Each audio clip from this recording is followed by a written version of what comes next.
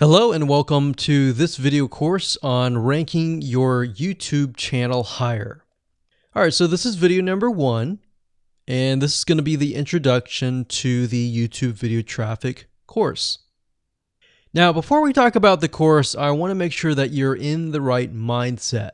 So I want to say that the goal here is to focus on building a brand. If you can start thinking that way, you're going to have a long-term strategy which will actually help you not only in the YouTube traffic and getting ranked on YouTube and getting natural organic traffic and all of that, but it'll also help you in many other ways as well. Now, while that may not make a lot of sense right now, it will in just a second. Now, this is not about throwing hundreds or even thousands of backlinks at your YouTube channel properties or videos. What you really want to do here is to focus on quality and not quantity here. And by doing that, it will actually help you in the long run, as you'll just see in just a minute.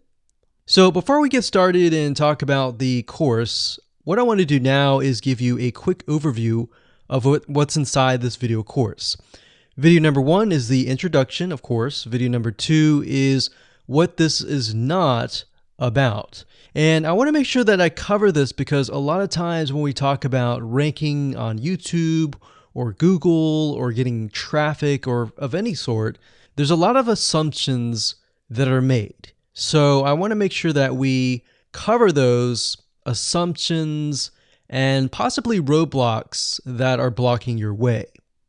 Video number 3, we'll talk about what Google wants and the strategy. If you understand what Google wants, then it'll make more sense on what the strategy is all about and how to implement it correctly. Video number 4, we'll talk about the ring, which is the strategy here. And of course, video number 5, we'll talk about how to automate the ring. Video number 6, we'll talk about account creation. And video number 7, we'll talk about how to outsource the account creation and the very tedious process of building the ring. And of course, video number 8, we'll talk about testing this out. And while that might seem a little bit simple, it really is and does take some time to make sure that everything works. So with that said, let's talk about getting started and what you're going to need. You're obviously going to need a product or service to sell. You're going to need to have a YouTube channel. You're going to definitely need to have money to outsource. If you do it yourself, it's going to take about a week or sometimes 2 weeks.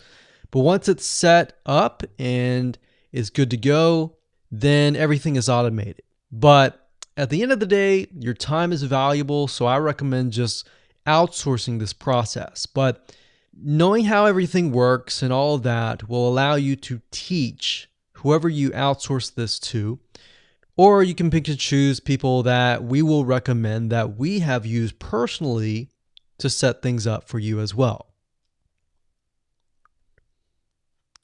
So with that said, let's move on to video number 2. Hello and welcome back. This is video number 2, and we're going to talk about what this is not. One of the biggest mistakes that we see a lot of people make is they assume that they know certain things, they know the strategy, they bring in what they already know and what they've seen work, and automatically assume that that is what the strategy is about. But by doing that, what ends up happening is we see that people set themselves up for failure. And we don't want that for you. We want you to be able to succeed as much as possible. So that's why I'm covering what this is not. All right. So to ensure that you're able to successfully implement this strategy, we want to discuss things that you do not want to do. So as I mentioned earlier in the previous video, this is not about throwing hundreds or even thousands of backlinks at your YouTube channel or at your properties. In fact, YouTube has become very, very smart in figuring out if you are actually gaming the system. So what we're trying to do here is think of a strategy that works long term. So you want to focus on quality and not quantity here. It's better to get a few backlinks that are of quality rather than getting thousands of backlinks that don't even relate to your content.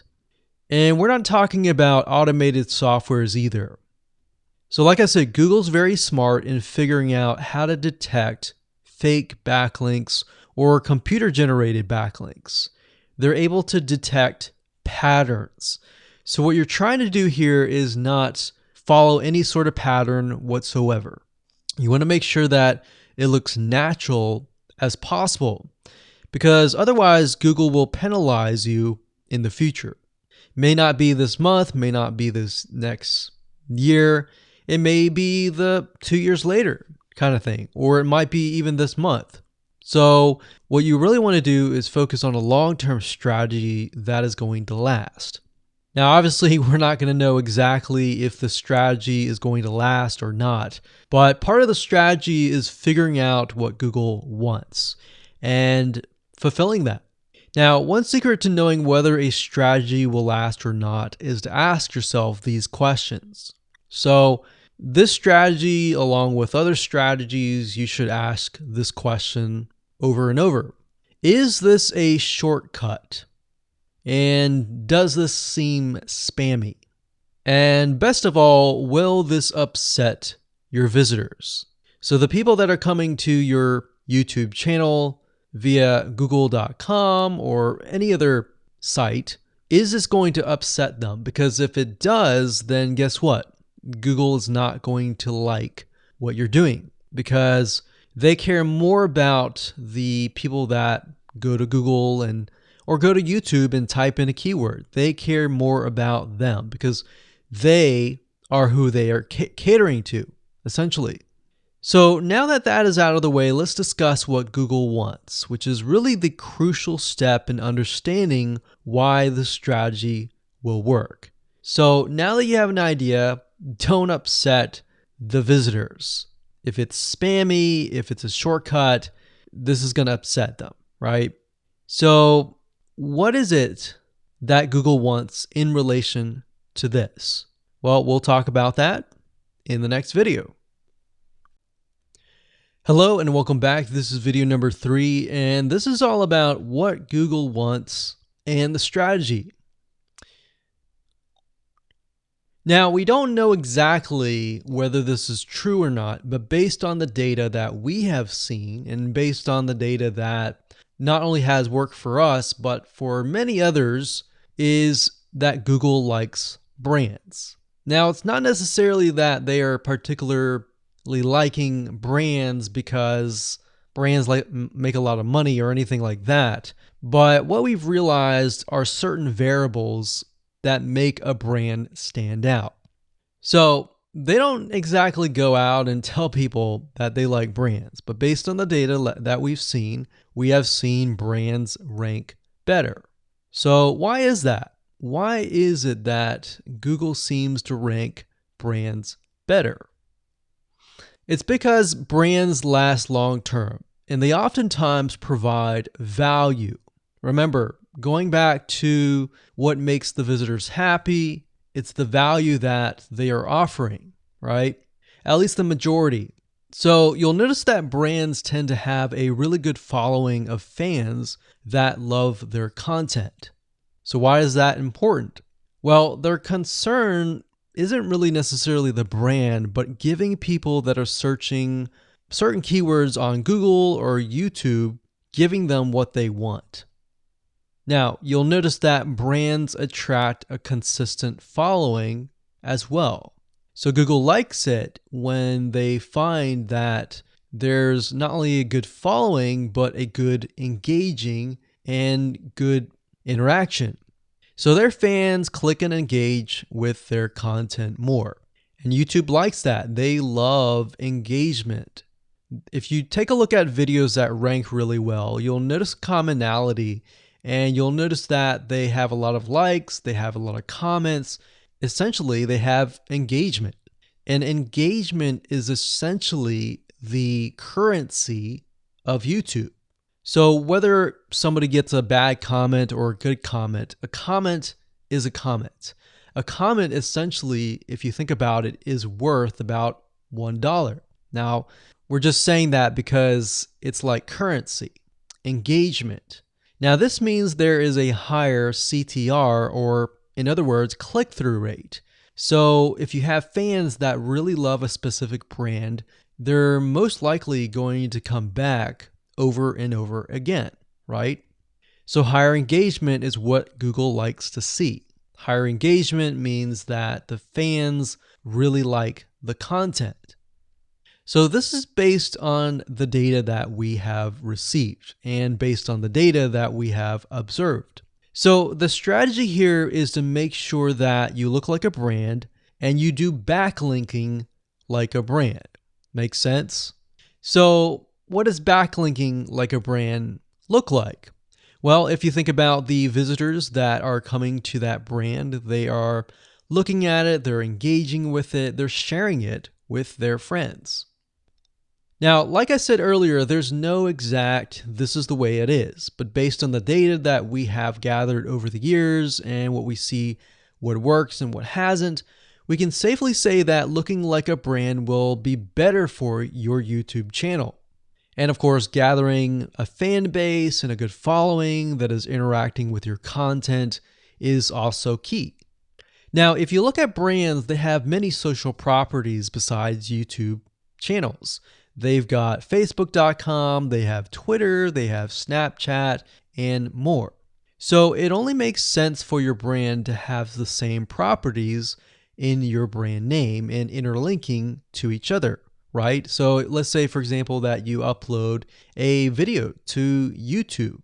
Then it's going to make sense for you to post that same YouTube video or share it via Facebook, Twitter, Snapchat, and more. So essentially, we're interlinking them together. And that kind of brings us to this strategy, which is the ring. You're basically interlinking everything together. So like I said, for example, you post a video on YouTube, it needs to be pushed to Twitter, your Facebook fan page, and other social properties.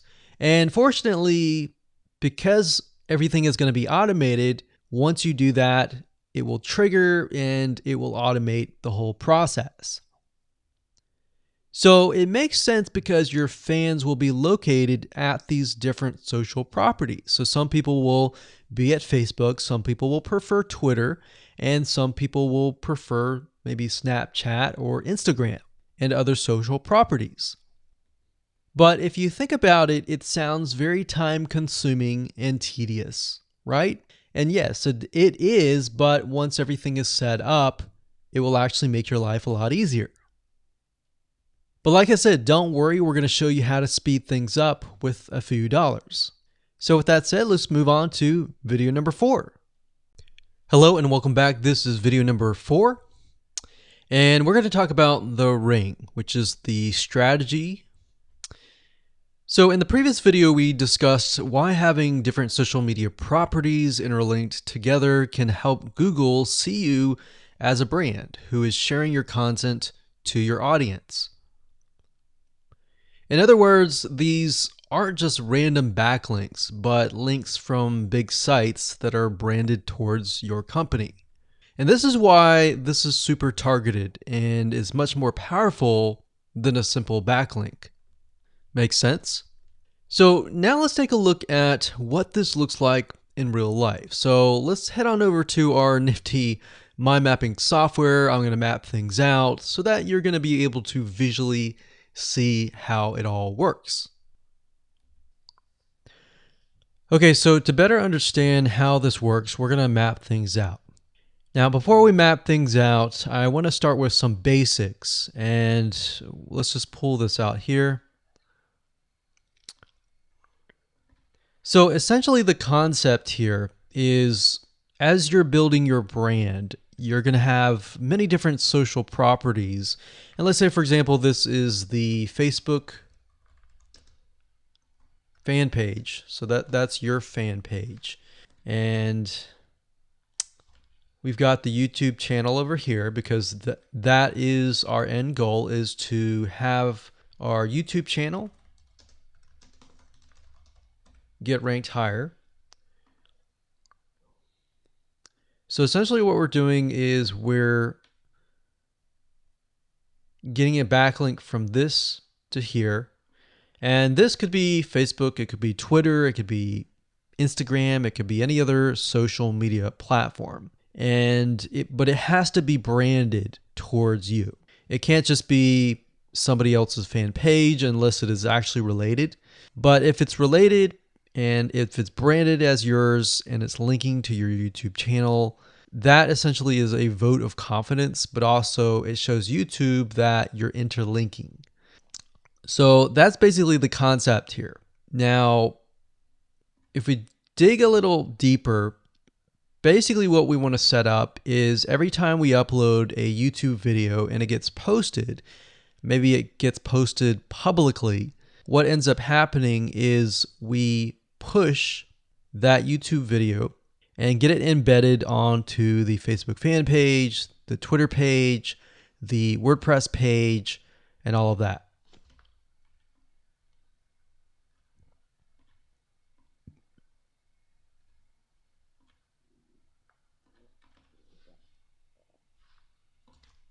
So we'll put Twitter.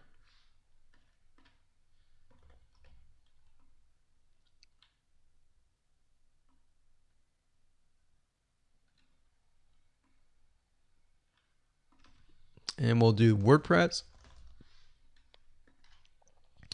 So as you can imagine, you've got the centerpiece here. You've got different social media platforms that are posted.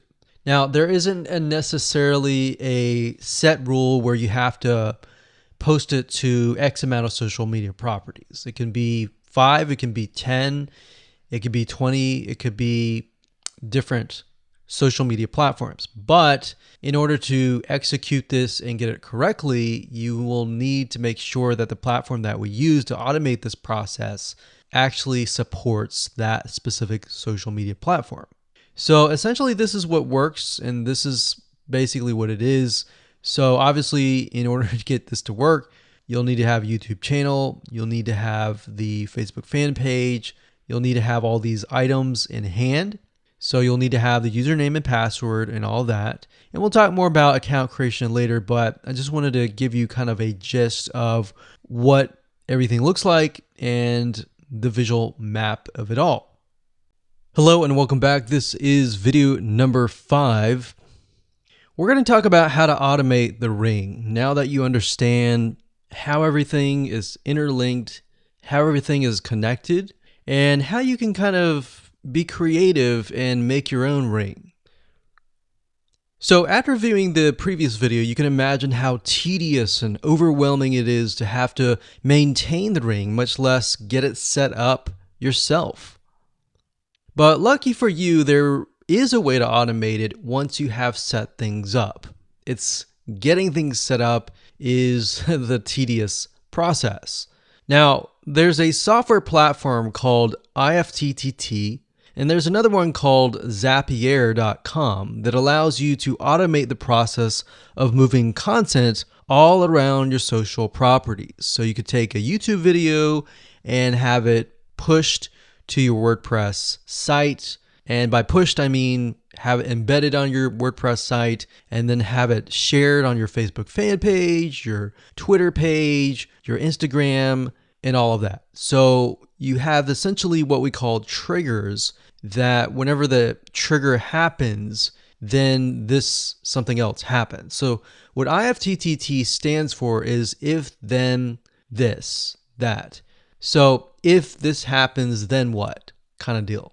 Now, between the two, Zapier will cost you a lot of money after a while. A lot of times they'll give you some free triggers and zaps, which is what they call it. And beyond that, it will cost money. Whereas with IFTTT, it's just as good, but it's free. So let's hop on over and show you how IFTTT works. Okay, so if you head on over to ifttt.com, that's ifttt, 3ts.com, you'll see this page. You can go ahead and create an account, and you'll find a lot of really cool, interesting triggers, is what we call it, in ifttt. So what a trigger is let's say you upload a YouTube video, and then the system detects that the video has been uploaded. What do you want to happen after that happens? So if YouTube video has been uploaded, then post it to WordPress. Then after that, take the post on WordPress, maybe post it elsewhere, or post the YouTube video to Twitter, and so forth and so forth. So as you can imagine, this does get tedious, but if you map things out, if you know ahead of time what it's going to look like, then you can simply look at it and say, okay, I'm pointing YouTube to Twitter. So anytime video has been uploaded to YouTube, then it simply gets pushed or embedded into Twitter. So we need to make a IFTTT trigger for that. So to do that, it's very easy. All you have to do is go to My Applets up here, and you can do a search for applets. Now services over here, I'm not going to click that, but this tab here allows you to essentially connect to all the services that you're going to be using. So for example, as you can see here, I've got Tumblr to Weebly, RSS to Google Drive, a YouTube like to OneNote, YouTube like to Facebook page. And the reason why you might want to have YouTube likes is, let's say for example that you already have maybe 50 videos on your YouTube channel, but you want to find a way to get those videos embedded. So what we figured out is that YouTube likes is the way to go. So obviously you can't re-upload a video that hasn't already been uploaded and is already getting thousands of views. The way you go about it is create a YouTube like trigger so that you can simply like it, and then it gets posted to throughout your network.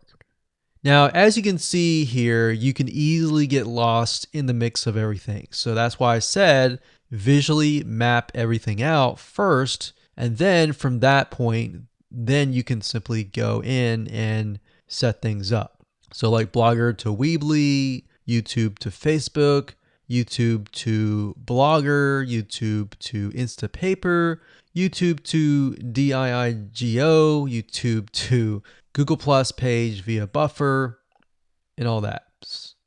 And we got YouTube to Tumblr, YouTube to Twitter. So it can go on and on and on if you really want it to, or you can simply pick and choose what you want and what you don't want and go from there.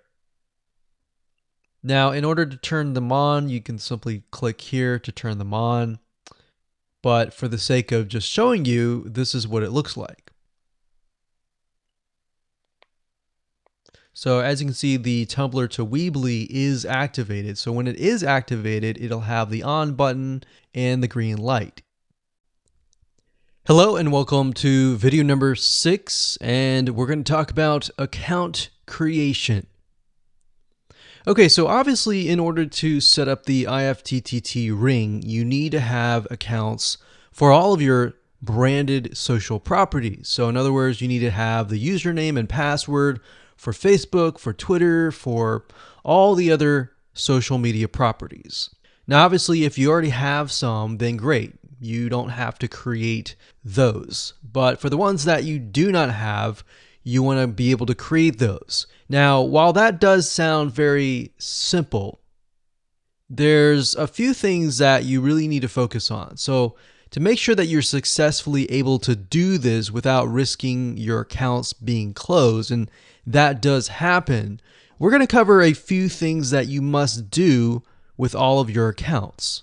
In fact, some of our accounts have been banned or closed by mistake because it has to be done a certain way. So you need to make sure that you have everything correct.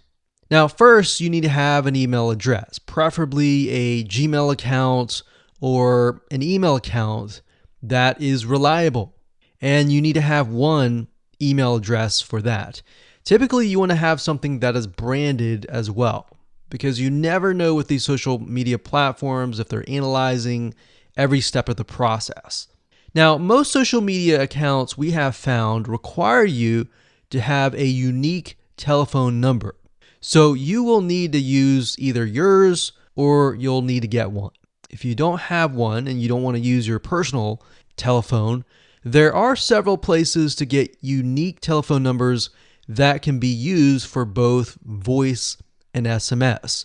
And the reason why you want to have it for SMS as well is because some of these social media platforms will send you a text message. Now, one in particular that we use is called line2.com. That's line2.com. And of course, there are many out there, but this is just one that we have tested and it works really well. So a lot of times when you create a brand new social media property, an account, you need to have a unique telephone number. Now, the reason for needing a unique telephone number is because most social media platforms, they really want to make sure that you are legitimate, especially nowadays. They have a lot of checks and balances and things that you need to get around to make sure that your account stays open. In fact, recently Facebook has been on a major crackdown, especially with everything that's been going on in the news. They want to make sure that you are legit and that you are not fake. Another thing is you'll also need to have a short bio, a description about your business, your website URL, a picture that is yours, and a professional, or if you don't have your picture, you can use a professionally royalty-free stock photo. Now, why do you need all this information? Well, the reason why you need all this information is because when it comes to account creation, you are going to need to have every piece of these items in hand to copy and paste over. Obviously, if you outsource this process, it's going to be a lot easier. And with that case, you're definitely going to need these items. And it's just going to make your life a lot easier when you're able to copy and paste and all of that. Your picture is actually very important because even Facebook will review photos on all accounts to make sure that fake accounts are not created. In fact, we created an account one time and it was using kind of a fake image. And even though it was royalty free and all of that, Facebook declined it and in fact did not approve the account. So they really want to make sure that your account is legitimate. Now, it's best if you take all this information and you write it out in an Excel spreadsheet so that you have it in hand, you have the username and passwords of all the social media properties, and you can simply log in and begin to create the accounts. So those are kind of the best practices that we have found over the years in terms of creating accounts. And while some of those seem very basic, the one that really stood out that was really important was making sure that you had that unique telephone number. Okay, so hello and welcome to video number 7. We're going to talk about outsourcing. So as you can imagine, creating a ring is very time consuming, especially depending on how big the ring is and how many rings there are and all of that. So it can go anywhere from a few hours to a few days to even a few weeks. And that's the reality of it, is it takes hard work, but once it is set up and running, then you will begin to get better search engine ranking and you'll be able to get more exposure. So like I said, it can take a week or two for someone who's never done this before. In fact, if you outsource it, it's most likely going to take about a week for somebody who knows how to get things done, because account creation takes a lot of time, and then connecting everything from the triggers to the if-else statements and all of that. So what we found over the years is outsourcing is worth it. It's only about $50 to $100 if your 2 weeks are worth more. Obviously, if you're struggling with money and time is of essence and you have a lot of time, then you can set these up yourself. But for the most part, we found that you really need to focus on your business and on whatever you're promoting. So go ahead and outsource this and it'll be worth your while. So let's discuss where you should go to find someone, and lucky for you, we've actually used several of these places. So we will show you particular vendors and freelancers that we have used so that you can simply just copy and paste. So what you want to do is you want to go to a specific website called legit.com with two I's. So LEGIIT.com. And when you get to this page, you want to type in IFTTT up at the top in the search bar, click enter, and then you're going to see a bunch of freelancers that can provide this service. So as you can see here, it says I will create an IFTTT network, and as you can see, there are like 4 different rings. So typically one ring will cost you about $50. So this guy here, his name is Gemini Guy. We've actually used him before and gotten fairly good results. And what he'll do is all you have to do is give him the information for, like I said, the accounts, and have the username and password. And what we usually do is we create a brand new email account. So it's nothing related to the old business accounts or anything like that. So it's a new email account, all the information on a spreadsheet, and then we send it over to him. He creates the accounts, and then he logs into your IFTTT account, which you'll need an account for that as well, and then he'll set everything up. There's a lot of people that are doing this type of stuff. Some are doing like video embeds, and that's another thing with YouTube. One ranking factor is the more embeds, the better. But the more embeds that are done on a branded social property or a property that is actually related to your theme, that is actually better. The reason why is an embed is kind of considered a backlink to YouTube. So if we were to create a IFTTT network that is specifically creating as many embeds in different social media properties, that can help as well. So we can have a ring or several rings, and on top of that, we can have video embeds. Now, the nice thing about legit.com is it's really focused on a lot of online marketing, SEO, and other different services like backlinks, PBN links, and all of that. But what we found is you don't want to get too fancy. You want to start out slow and work your way up. Because if you start just throwing a bunch of backlinks or even video embeds right away, it doesn't look natural, right? If you release a piece of content, sometimes it can take a week or weeks until you start getting hundreds or even thousands of likes or engagement. So you don't want to throw thousands or even hundreds of thousands of backlinks right away, right? So that's not going to look natural. And going back to what we talked about earlier in the previous videos, does it look natural? If it doesn't look natural or doesn't seem natural, then that can be a problem. So legit.com is an awesome site to go to. And this guy right here, Gemini Guy, like I said, is someone that we've used. Now, obviously, you can go to these other people and look at the reviews and see if they have good reviews and see what other people are saying.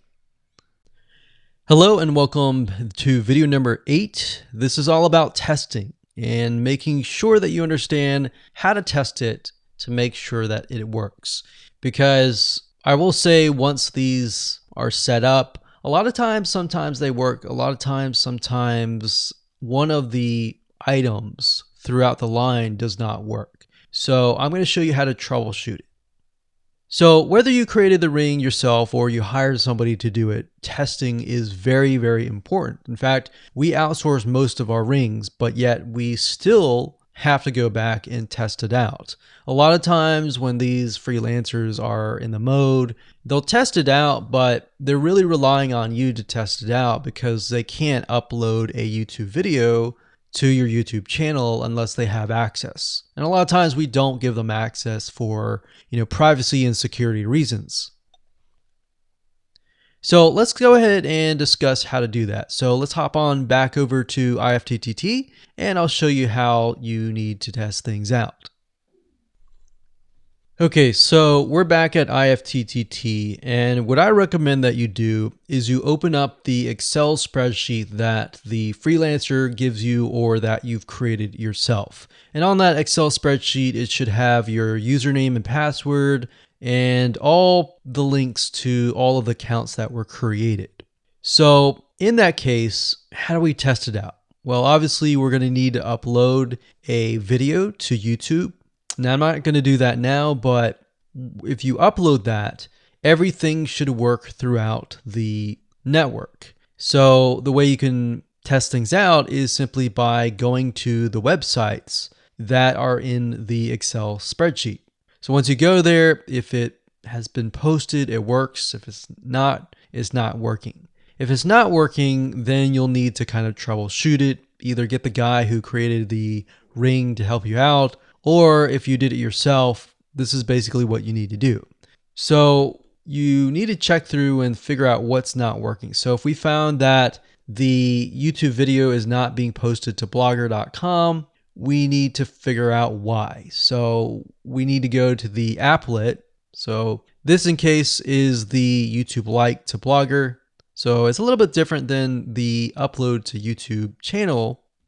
But if we click on that, you can see here that we have the applet that goes from YouTube like to Blogger. So if we click on this here, you can actually get a better view of what's happening. So basically, anytime a YouTube video is liked, we create a post on Blogger, we put the title, we put all this. Now, we need to figure out why. Usually, a lot of times, the reason why it's not posting is because it's not connected to the account. So you want to make sure that it's actually connected. If it is connected, then sometimes you'll need to look at, for example, this. Is it posting the title and maybe not the video? Or is it not posting everything? If it's not posting everything, it usually means it's a connection issue. If it is posting like the title, but not the body or the YouTube, then maybe it's the embed code is incorrect. So you can check that. So really what it comes down to is just trial and error. But if you really outsource this, it's really going to be a lot easier. But that's what we found to be the case, and most of the time is that the services are not being connected. And I will say IFTTT, sometimes it's can be hit or miss. And sometimes in that case, the services may or may not be working. And that's really reliant sometimes on the YouTube channel, the social media platform, and all of that. So hopefully those tips can help you along the way when it comes to testing.